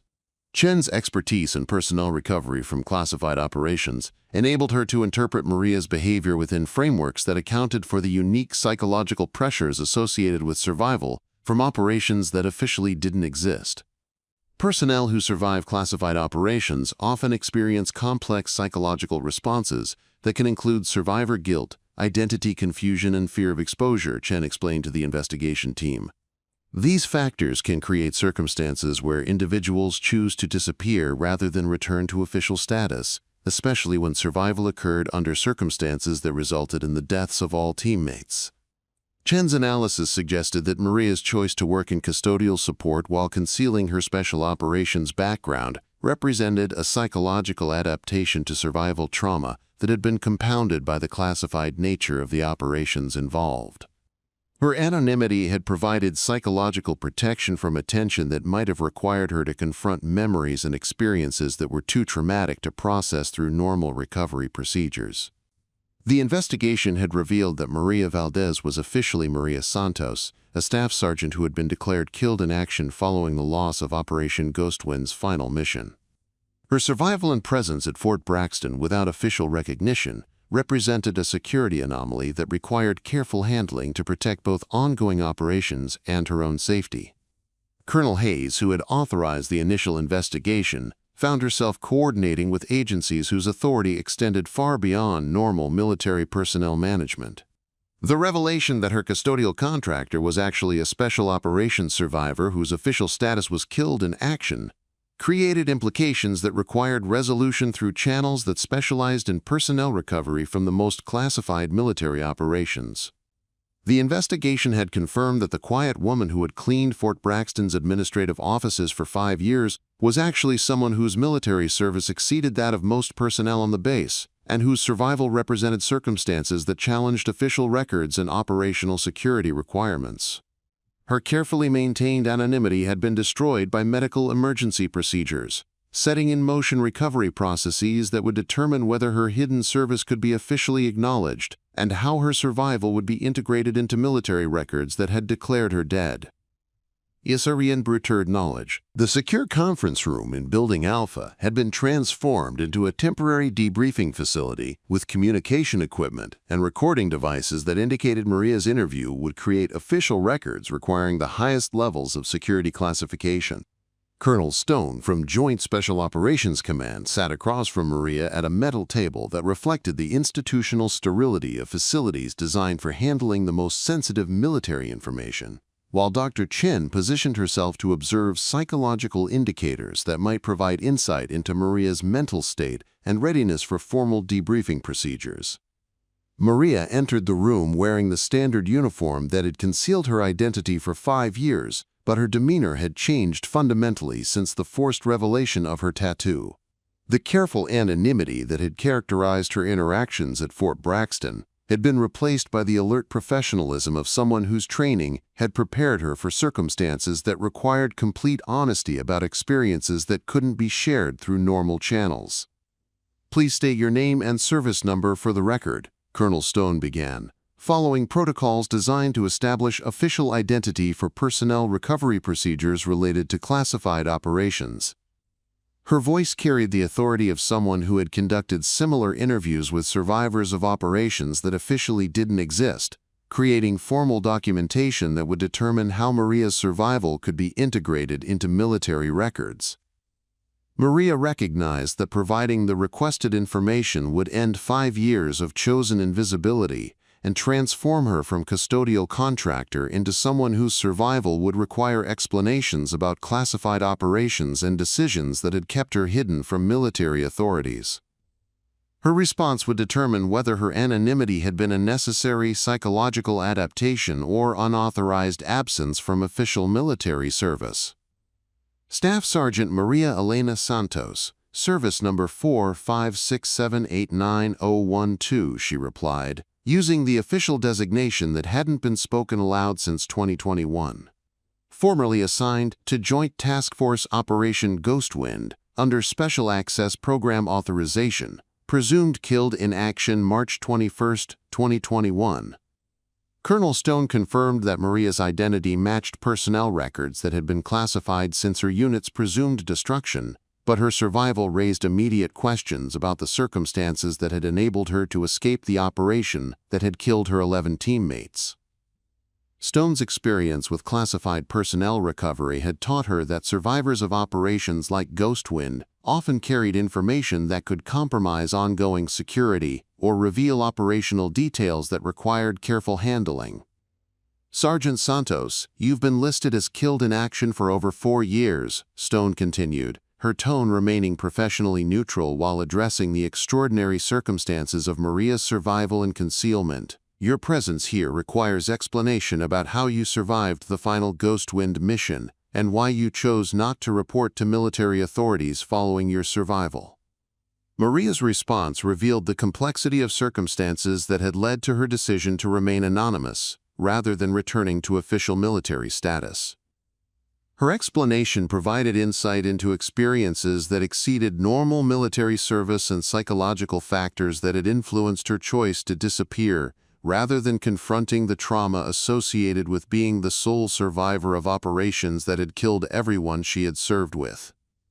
"The final mission encountered complications that weren't anticipated in our intelligence briefings," Maria began, her voice carrying the controlled emotion of someone who had spent years avoiding memories that were too painful to examine directly. "We were inserted into a valley system that intelligence indicated was occupied by 12 to 15 enemy fighters, but we encountered organized resistance that suggested the presence of at least 40 combatants with advanced weapons and tactical coordination." Maria explained that Operation Ghostwind had been compromised within hours of insertion, forcing the team into defensive positions that prevented completion of their assigned objectives. The enemy forces had demonstrated knowledge of the team's insertion point and mission parameters that indicated their operation had been anticipated and prepared for through intelligence sources that couldn't be identified. "Our communications equipment was damaged during the initial contact, preventing us from requesting extraction or reporting the changed tactical situation," Maria continued. "Lieutenant Morrison, our team leader, made the decision to proceed with the mission despite the increased enemy presence, believing that extraction without objective completion would compromise future operations in the region." The tactical situation had deteriorated rapidly as enemy forces demonstrated capabilities that exceeded intelligence estimates and coordination that suggested professional military training rather than typical insurgent organization. Operation Ghostwind had found itself surrounded by hostile forces in terrain that provided limited options for defensive positions or tactical withdrawal. The engagement lasted 14 hours, Maria explained, her voice reflecting memories that had been carefully suppressed for years. We eliminated approximately 25 enemy combatants, but their numerical superiority and advanced weapons gradually reduced our defensive capability. By dawn, only 3 team members remained combat effective. Dr. Chen observed Maria's psychological responses as she described the circumstances that had resulted in the deaths of her teammates, noting indicators that suggested carefully controlled trauma responses that reflected both professional training and years of psychological adaptation to survival guilt. Chen's expertise in personnel recovery enabled her to recognize that Maria's account was being delivered with emotional detachment that indicated sophisticated psychological coping mechanisms. Colonel Stone documented Maria's tactical description while recognizing that her survival had occurred under circumstances that represented extraordinary individual performance, under conditions that had proven fatal for 11 other specially trained personnel. Stone's experience with special operations suggested that Maria's survival had required capabilities and decisions that exceeded normal expectations for personnel recovery from failed missions. "How did you manage to escape when your teammates were killed?" Stone asked, pursuing details that would explain Maria's survival and provide information about enemy capabilities that might be relevant to ongoing operations in similar regions. Preparing and narrating this type of story took us long efforts and hard work, so if you are enjoying the story, please consider subscribing to our channel. Maria's explanation revealed that her escape had been enabled by a combination of tactical knowledge, physical conditioning, and psychological preparation that had allowed her to continue operating effectively under circumstances that had overwhelmed her teammates. Her account demonstrated why she had been selected for Operation Ghostwind and how her individual capabilities had proven sufficient for survival in conditions that had been fatal for others. Sergeant Rodriguez and Corporal Williams were killed by enemy fire while defending our primary position, Maria continued, her narrative maintaining professional detachment despite the emotional weight of describing her teammates' deaths. I was able to reach their position and recover communications equipment that enabled me to establish limited contact with support elements. The communications had provided Maria with intelligence about enemy movements and friendly forces in the region, but extraction remained impossible due to the hostile tactical situation and weather conditions that prevented helicopter operations. She had been forced to conduct independent movement through enemy-controlled territory while carrying wounded team member Specialist Chen, who had survived the initial engagement but required medical attention that exceeded field treatment capabilities. Specialist Chen died from his wounds during the 3rd day of movement toward potential extraction sites, Maria explained, her voice carrying controlled grief that reflected years of processing loss that couldn't be shared with others.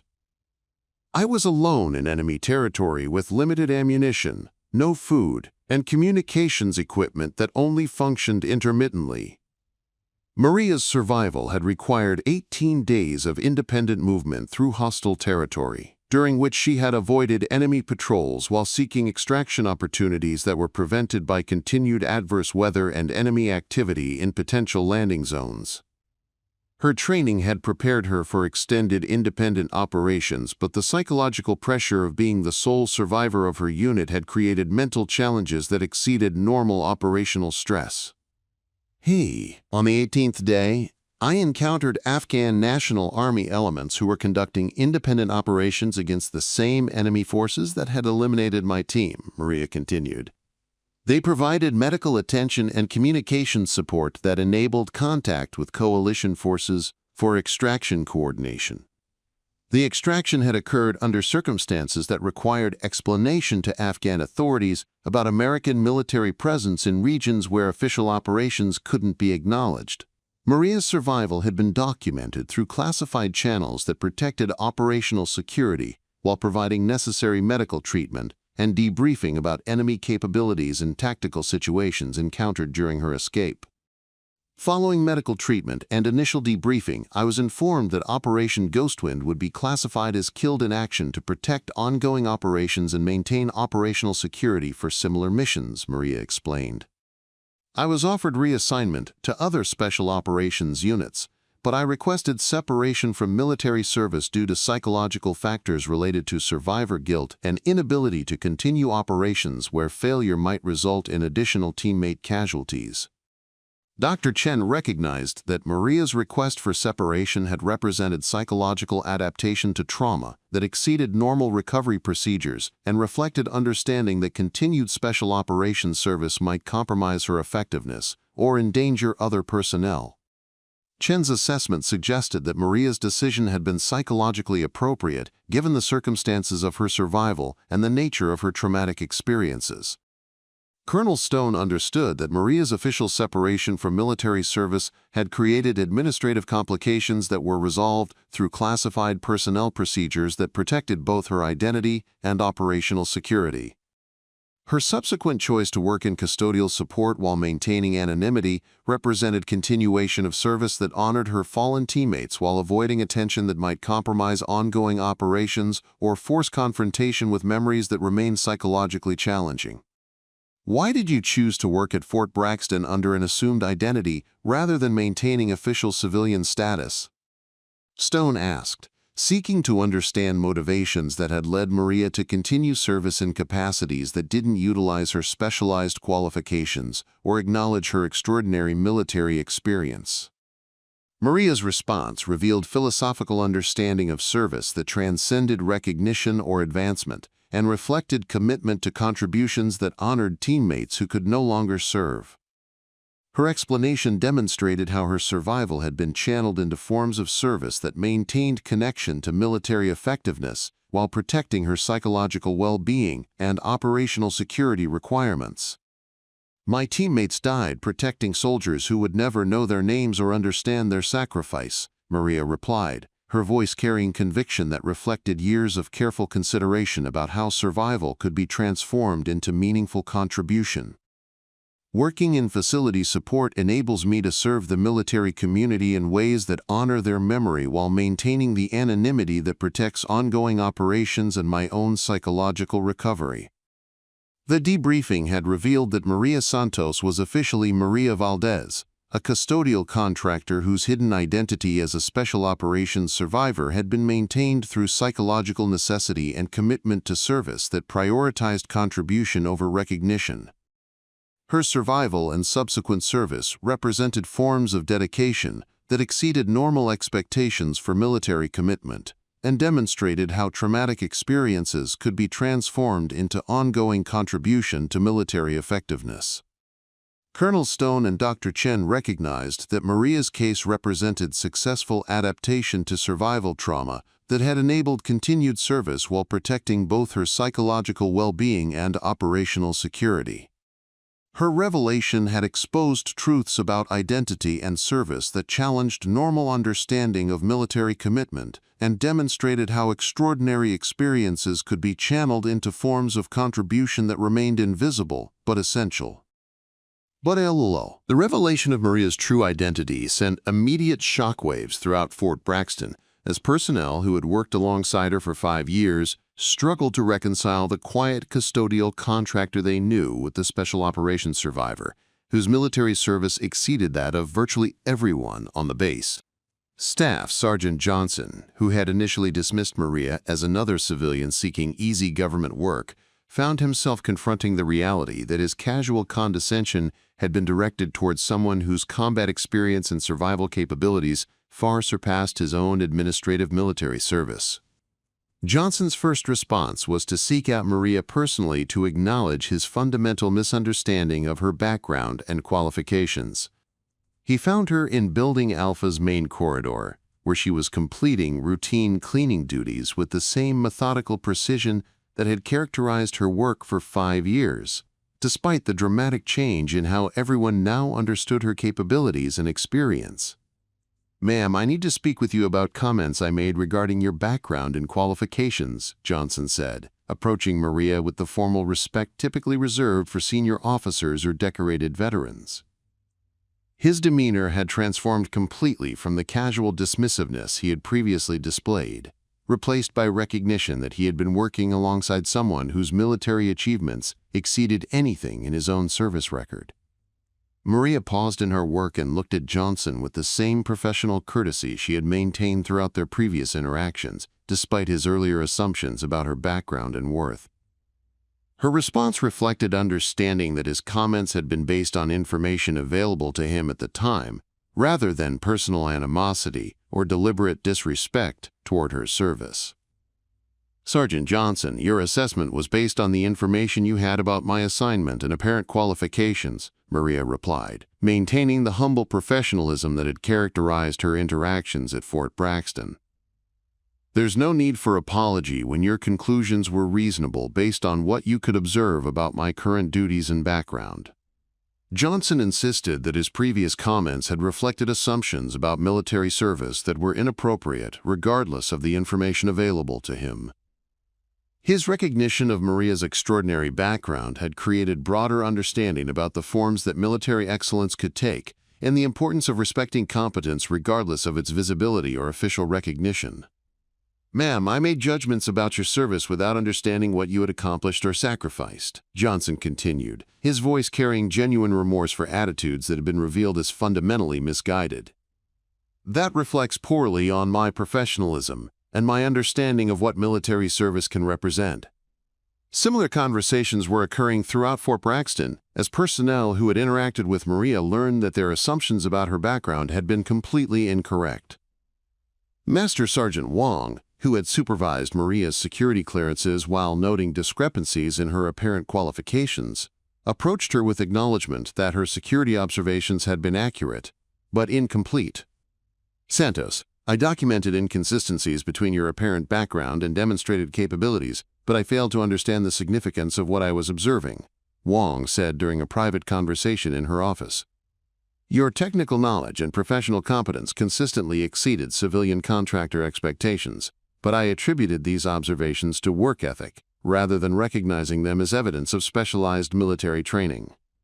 Wong's admission reflected broader recognition throughout the base that Maria's competence had been consistently undervalued because it appeared within the context of custodial work rather than assignments that traditionally utilize special operations qualifications.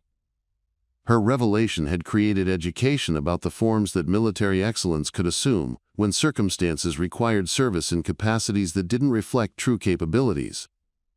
Lieutenant Colonel Freeman, who had initially treated Maria as typical civilian support staff, found himself reconsidering every interaction and decision that had been influenced by his assumptions about her background and potential contributions. Freeman's recognition of his misjudgment extended beyond personal acknowledgement to broader understanding about leadership responsibilities and the importance of recognizing competence regardless of its apparent context. "Santos, I failed to recognize expertise that was directly relevant to operations I was responsible for coordinating," Freeman admitted during a formal meeting in his office. "Your knowledge of tactical communications, facility security, and operational planning could have improved our effectiveness, but my assumptions about civilian contractor capabilities prevented me from utilizing your expertise appropriately." Freeman's acknowledgement reflected growing awareness throughout Fort Braxton's leadership that Maria's hidden qualifications represented missed opportunities for improved operational effectiveness and better utilization of available expertise. Her revelation had demonstrated how assumptions about personnel capabilities could prevent recognition of resources that were immediately available but concealed by circumstances or personal choices. Major Walsh, who had witnessed Maria's tattoo revelation and participated in subsequent investigations, approached her with recognition that her previous technical assessments had been accurate but had failed to capture the full extent of Maria's qualifications and experience. Walsh's interaction with Maria reflected understanding that had been transformed by knowledge of her special operations background. "Santos, your technical knowledge consistently exceeded our expectations, but we interpreted your capabilities as evidence of good civilian training rather than recognizing them as indicators of military expertise that surpassed our own qualifications," Walsh said during a conversation that took place in the conference room where Maria's tattoo had first been fully revealed. Walsh's recognition of Maria's superior qualifications extended to acknowledgement that her suggestions and technical assessments had been consistently more accurate than those provided by personnel with official specializations in related areas. Maria's hidden expertise had prevented problems and improved operational effectiveness in ways that hadn't been properly recognized or appreciated. The transformation in how personnel treated Maria extended beyond individual acknowledgments to encompass changes in how Fort Braxton approached personnel assessment and utilization of available capabilities. Colonel Hayes, who had commanded the Special Operations Liaison Office and coordinated the investigation that revealed Maria's identity, implemented new procedures designed to prevent similar oversight of personnel whose backgrounds might include qualifications that exceeded their apparent assignments.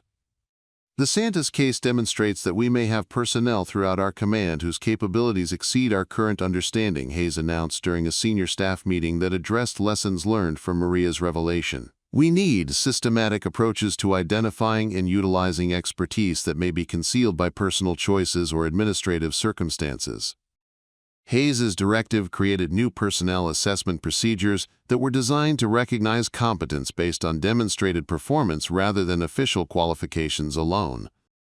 These changes reflected understanding that military effectiveness could be improved by better identification and utilization of capabilities that might exist within current personnel assignments but remain unrecognized due to assumptions about backgrounds or potential contributions.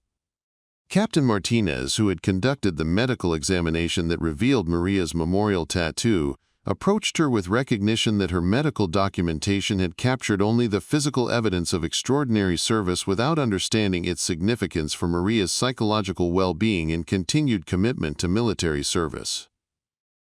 Santos, my medical examination documented your tattoo as physical evidence of special operations service, but I failed to understand its significance as a memorial to fallen teammates and a personal commitment to continued service in their honor, Martinez said during a conversation that took place in the medical facility where Maria's identity had been revealed.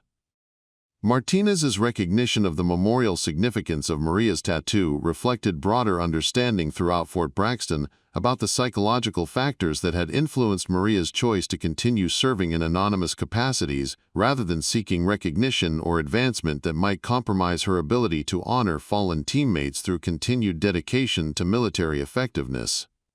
The changes in personnel attitudes and organizational procedures created an environment where Maria's continued service and custodial support was understood and respected rather than viewed as underutilization of her capabilities.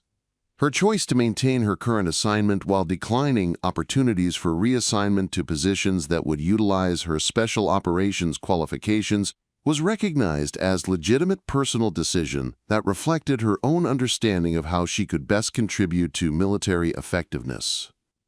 Sergeant First Class Torres, whose initial observation of Maria's tattoo had triggered the investigation that revealed her identity, approached her with acknowledgement that her discretion in documenting the tattoo had been appropriate, but that her failure to understand its significance had delayed recognition of Maria's extraordinary background. Ma'am, I documented your tattoo because I recognized it as significant military marking, but I didn't understand that it represented memorial to fallen special operations personnel, Torres said during a conversation that acknowledged her role in Maria's revelation while respecting her choice to continue serving in her current capacity. Torres's interaction with Maria reflected understanding that her investigation had been professionally appropriate, while recognizing that Maria's preference for anonymity represented legitimate psychological adaptation to survival trauma that deserved respect rather than judgment about underutilization of her capabilities. The institutional changes at Fort Braxton extended beyond improved personnel assessment to encompass broader recognition of the forms that military service could assume when circumstances required adaptation to personal or operational factors that prevented traditional career progression. Maria's case had demonstrated that exceptional military service could continue through choices that prioritized contribution over recognition and effectiveness over advancement. Dr. Chen, who had participated in Maria's debriefing and psychological assessment, worked with Fort Braxton leadership to implement support procedures designed to recognize and accommodate personnel whose service might be influenced by psychological factors, related to traumatic experiences or personal circumstances that required non-traditional approaches to military contribution. Santos represents successful adaptation to survival trauma that has enabled continued military service through personal choices that prioritize psychological well-being while maintaining commitment to military effectiveness, Dr. Chen explained during training sessions designed to help personnel understand and support colleagues whose service might not follow traditional patterns. Chen's guidance created awareness throughout Fort Braxton about the psychological factors that could influence personnel decisions about assignments and career progression, while emphasizing the importance of supporting individual choices that enabled continued service, even when those choices didn't maximize utilization of official qualifications or capabilities. Maria continued her custodial duties at Fort Braxton with the same dedication and precision that had characterized her service for 5 years, but her interactions with personnel throughout the base were transformed by understanding and respect for her extraordinary background and continued commitment to military service. Her revelation had created lasting changes in how the installation approached personnel assessment, capability utilization, and recognition of the diverse forms that military excellence could assume.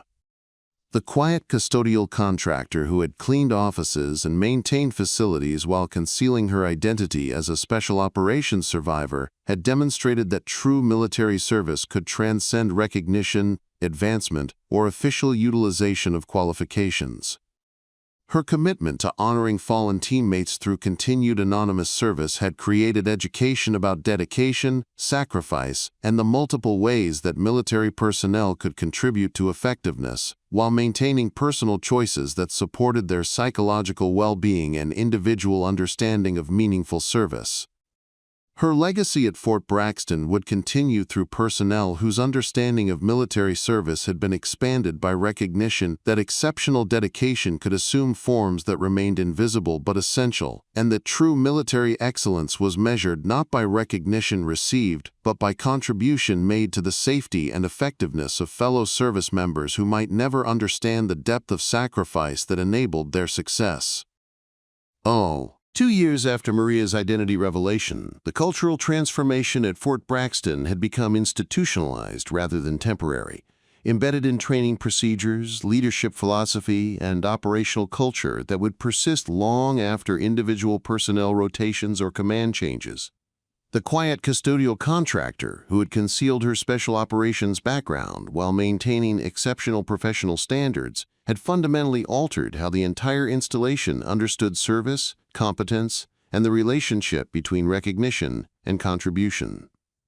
The Building Alpha custodial section had become an unofficial training destination where officers and senior enlisted personnel from throughout the regional command structure requested opportunities to observe Maria's approach to professional excellence and understand principles that their predecessors had described as transformative for comprehending support operations and personnel utilization. These visits weren't mandated by regulations or included in formal curricula, but represented recognition that Maria's methodology offered lessons about military effectiveness that couldn't be taught through conventional instruction. Captain David Park, who had recently assumed command of a logistics company and heard accounts of Maria's influence on operational effectiveness, spent a morning observing her work to understand principles that other officers had credited with improving their own command performance and personnel management approaches. Park watched as Maria conducted routine facility maintenance with precision that reflected understanding of consequences that extended far beyond immediate administrative requirements. The way you organize your work schedules, the redundancy in your safety protocols, the thoroughness of your equipment maintenance, Park observed while Maria performed environmental monitoring procedures that ensured optimal conditions for sensitive equipment. These approaches exceed standard custodial requirements but seem essential for reliable facility operations. How do you determine what's necessary versus what's merely procedural compliance? Maria's response revealed philosophy that had been shaped by experiences where the difference between adequate and exceptional performance could determine survival outcomes rather than administrative evaluation. Her approach to facility maintenance reflected understanding that support functions carried responsibility for operational effectiveness that extended far beyond their immediate visibility or recognition. Standard procedures work effectively when conditions remain predictable, Maria explained while conducting equipment inspections that involve techniques not covered in facility management manuals. But conditions change without warning, and when they do, the foundation you've established through attention to detail determines whether your systems continue functioning or fail when people depend on them most. Park recognized that Maria's explanation involved understanding of facility management that connected routine maintenance to broader military effectiveness, through perspectives that had been developed under circumstances where equipment reliability determined mission success rather than administrative compliance. He incorporated her methodology into his own command philosophy, emphasizing preparation for circumstances that exceeded normal expectations while maintaining focus on daily responsibilities that enabled long-term effectiveness. Colonel Harrison, who had authorized the investigation that revealed Maria's identity, observed that Fort Braxton had become a destination for professional development visits from personnel throughout the special operations community. Officers and senior enlisted personnel requested opportunities to study operational procedures and leadership approaches that had been influenced by Maria's demonstrated principles of service excellence without recognition. "We've developed a reputation for operational reliability and personnel effectiveness that exceeds statistical norms for installations of our size and mission scope," Harrison noted during briefings to visiting commanders from other special operations installations.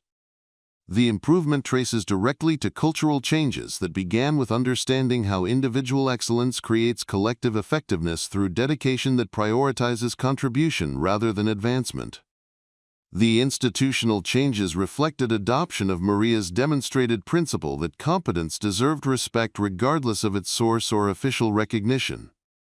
Personnel throughout Fort Braxton had learned to identify expertise based on demonstrated performance rather than position or credentials, creating an environment where knowledge was valued over hierarchy and contribution was appreciated more than visible achievement. Master Sergeant Thompson, who had been among the first to recognize the significance of Maria's professional competence, had developed training curricula that incorporated lessons learned from observing her approach to service excellence. Thompson's instruction emphasized attention to detail that anticipated adverse conditions and preparation procedures that exceeded minimum requirements to ensure continued effectiveness under circumstances that challenged normal operational assumptions. Santos demonstrated that military effectiveness depends on personnel who understand that their work matters beyond immediate recognition or official acknowledgement. Thompson explained to groups of senior enlisted personnel from multiple installations who attended his professional development courses. That understanding creates performance standards that improve overall readiness and operational capability throughout the organization. Thompson's curricula had been adopted by training facilities throughout the region, spreading Maria's influence to military installations where her name remained unknown, but her philosophy shaped how soldiers understood their responsibilities and approached their duties with dedication that exceeded routine compliance with established procedures. The most significant legacy appeared in personnel, who had been directly influenced by Maria's example and carried her principles to subsequent assignments throughout the military establishment. Lieutenant Morrison, whose understanding of leadership had been transformed by recognition of his initial misjudgments about service hierarchy and personnel value, had been promoted and assigned to train officer candidates at the Special Operations Officer course. Morrison incorporated lessons learned from Maria's example into leadership instruction that emphasized recognizing competence in unexpected forms and understanding that military effectiveness depended on contributions that might never receive public recognition or official acknowledgement. His training challenged officer candidates to identify and utilize expertise based on demonstrated capability rather than apparent qualifications or traditional indicators of competence.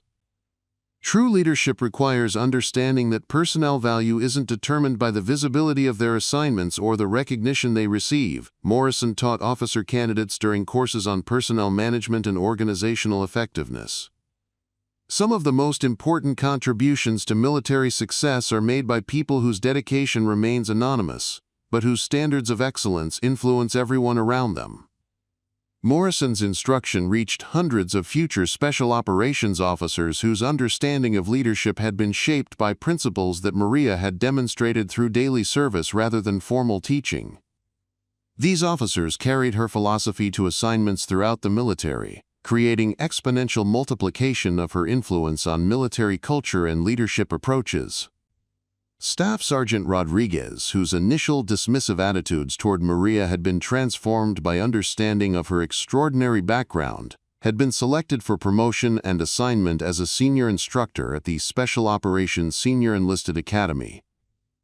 Rodriguez used his experience with Maria to teach courses on professional respect and recognition of competence that challenged traditional assumptions about personnel assessment and capability utilization. "I learned that assumptions about personnel backgrounds can prevent recognition of expertise that could significantly improve organizational effectiveness," Rodriguez explained to students whose future leadership responsibilities would be shaped by understanding that he had gained through interaction with Maria. Military competence exists in forms that don't always match our expectations, and effective leaders learn to identify and utilize excellence regardless of its apparent source or official recognition. Rodriguez's instruction reached thousands of senior enlisted personnel whose leadership approach was influenced by lessons that traced back to Maria's demonstrated principles of service excellence. His teaching created widespread adoption of assessment methods that prioritize demonstrated capability over apparent qualifications, improving personnel utilization and organizational effectiveness throughout the special operations community. Dr. Chen, who had participated in Maria's psychological assessment and debriefing, had developed research programs that studied her case as an example of successful adaptation to survival trauma through service that prioritized contribution over recognition. Chen's research was influencing military personnel policies and psychological support procedures throughout the Defense Department. Santos represents a model of service that demonstrates how traumatic experiences can be transformed into continued military contribution through approaches that prioritize mission effectiveness over personal advancement. Chen noted, in research that was being used to develop policies for supporting personnel whose service might be influenced by psychological factors related to combat trauma or survival experiences. Chen's research contributed to policy development that emphasized creating conditions where personnel could serve according to principles that Maria had demonstrated, focusing on contribution rather than advancement and competence rather than recognition. Her work was improving support for military personnel whose service preferences might not align with traditional career progression, but whose dedication could contribute significantly to military effectiveness. Maria herself continued working in Building Alpha, managing facility maintenance with the same methodical precision that had characterized her service before her identity revelation.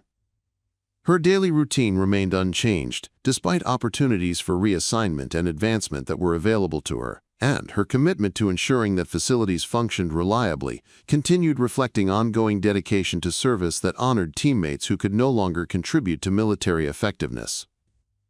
The memorial tattoo remained visible during summer months, when facility maintenance required practical uniform modifications, but the phoenix and coordinate markings had become symbols of service philosophy rather than mysterious indicators that prompted investigation.